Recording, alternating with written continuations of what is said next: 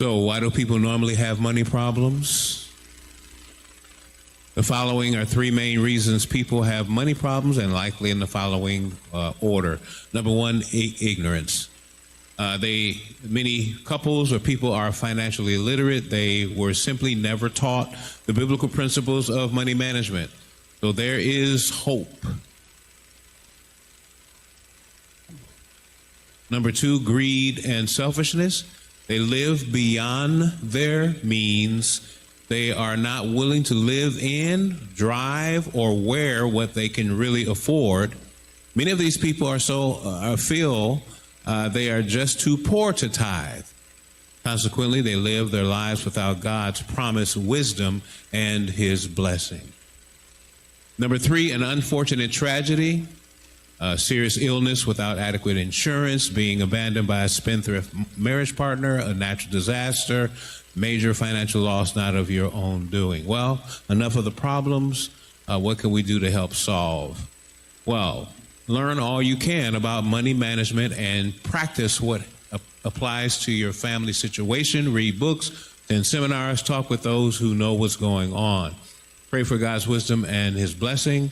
Ask God to transform our hearts from selfishness to love. When we become unselfish, we are ready for heaven. So, 7 simple steps to unleash your financial potential. Number 1, have a what? A written spending plan. That's another word for the budget. People don't like to use the B word, budget, but also call it a written spending plan because that's what it is. Household budget calls for accountability. Create a budget. Does that include stopping at the store, buying little trinkets here and there, not really accounting for what your money is for? Study your receipts, figure out where it's all going, be honest with yourself. These are just simple tips that we're starting to talk about here. Create a budget. And you can see some of that is in French, isn't it? All right. So we have a website, a YouTube channel, NAD Stewardship YouTube channel, and there are several benefits, several videos on that page to help you deal with budgeting. And this one is called Stupid Money. And it's really the idea is what the stupid things people do when it comes to money. So we have a whole YouTube channel dedicated, several videos that can help you make good decisions when it comes to your finances. And that's free, all right? So here's a sample of it right here. Welcome to Stupid Money. Not that money is stupid. Most of us would love to have more of it, but sometimes we make stupid decisions with it. But you don't have to. This is the show that unpacks how to stop making stupid decisions so you can be smarter with your money and have a happier, fulfilled life. Join us today as we tackle budgets.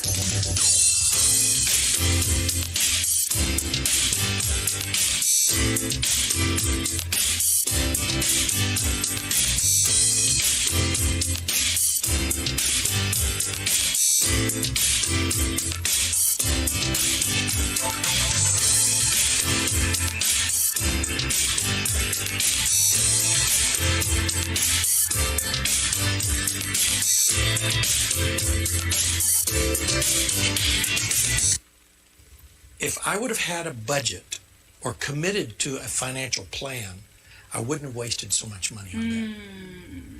That was the key point for That was the key point. I've never forgotten it. Of course, these remind me. I bet they do. Vivian, what is a budget? Well, a budget is, like John said, a plan, but it's a written plan that manages your finances. So good old-fashioned pen and paper? Pen and paper, or you can go to a computer. There are apps. There are lots of ways to do a budget. Even your bank, they have ways that you can go online and just do your budget. Simple. Yeah, we'd like to even walk you through a budget. Oh, will you? Right in front of us. Here, they put it up on the screen. And Vivian's going to walk us through this thing. Yeah, a monthly budget. But before you get started with your budget, Diana, you must begin first with figuring out what your expenses are. And How do I do that? how best to do that is to get your receipts, keep your receipts for 1 month, for 30 days. Okay, I can do that. You can do that. Put those receipts maybe in a shoebox or in envelopes, whatever. But you're going to be able to see exactly where you're spending your money. And there are going to be some surprises. You're going to be real surprises how you're and do it with your credit cards as well as your cash. So you want to see how you're spending your money. And after you do that, then you're going to go and you're going to put that information into a written budget. You're going to put everything down, and then you're going to be able to see where your money's going. You're going to put them into 2 different categories. Got it. What's the first thing we're going to do? The first thing you're going to do, though, is you're going to look at your income, because you got to know if I'm making enough money to afford all this stuff, or what am I actually living on. So you're going to look at your income, and your income is going to be, of course, what you're making. But do you take home all that money you're making? I don't, unfortunately. No, you don't. Some of it you got to give to Uncle Sam, and to other places. Right. So after all of that is taken out, that's called your net spendable income, the money that you can actually spend. Have you heard of that text, Matthew 6:33? I have, but seek ye first. Seek ye first. How does that work with a budget? With a budget, tithe. Are you going to give back to God?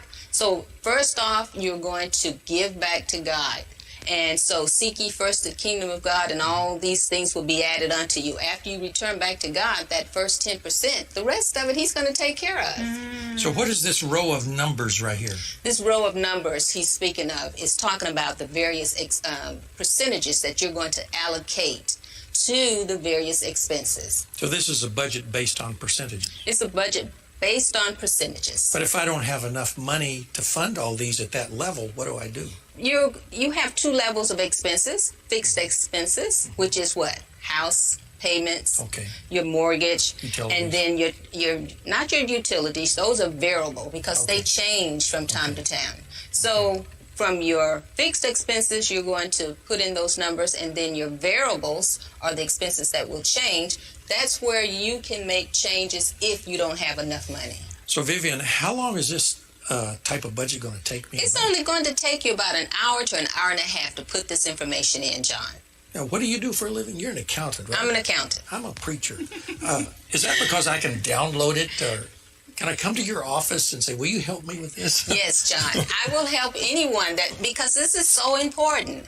So yes, you can download it, but it will only take you about an hour and a half, because you've already done the pre-work. You've put those receipts together, so you have all that done. So you've already done the pre-work. It's all input at this point. So how often should I look at this? You should look at this at the end of each month, because you want to know if you're right on track with what you've already planned. You've set your plan. This is what I want to do. But at the end of the month, you need to compare to So see it's if you're no really good doing if I it. do it once and don't check in. No, it's no good to just put it in and not, look at it, because you've got to Right. see if you're on track. Because sometimes we see those fancy things we want to buy, but if you don't have it in the budget, you shouldn't buy it. In light of those fancy things, how much should I save? You should save. That's a good question, because it's very important to save. You should give back to God first, and then pay yourself first. 10 to 15%. Do you think that's possible? I think it's absolutely possible. I believe it is also. 10 to 15% should be your savings. Now, if you can't do that, some of that is paying off credit card debts. So you're going to put a percentage toward that. You're going to put a percentage towards just saving, a percentage toward retirement. So that's all included in that. So if you don't have enough for all of that right now, you make sure you make certain that you do it later. Diana, if you want this, go to our website. You can download it. And what's that? nadstewardship.org. nadstewardship.org.